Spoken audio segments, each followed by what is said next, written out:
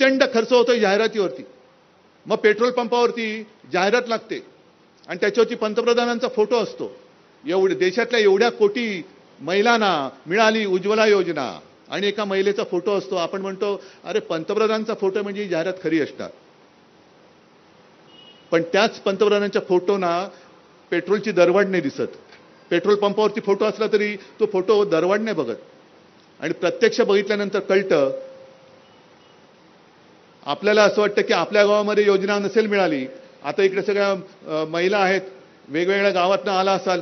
तुमच्या प्रत्येकी जणीने एकमेकीमध्ये बोला की तुम्ही राहता त्या वस्तीमध्ये खरंच गरीब महिलांना किती उज्ज्वला योजना मिळालेली आहे, किती गॅस सिलेंडर मिळाले.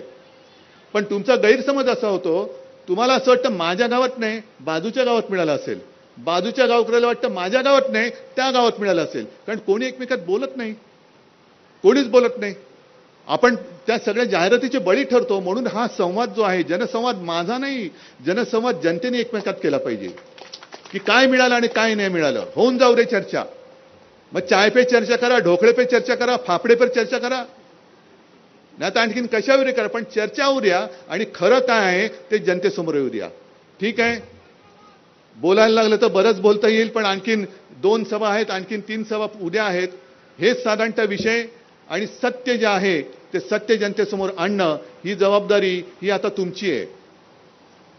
आणि हे सत्य जर तुम्ही जनतेसमोर आणलं तर मला खात्री आहे की केवळ पेणमध्येच नव्हे तर रायगडमध्ये सुद्धा मी एक देखील सभा नाही घेतली तरी आपला खासदार निवडून आल्याशिवाय राहणार नाही.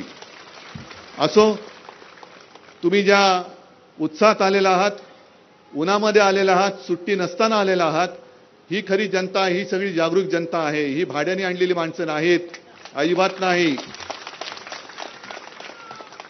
आणि याच ताकदीवरती आपण सगळेजण हुकुमशाहीच्या विरुद्ध लढायला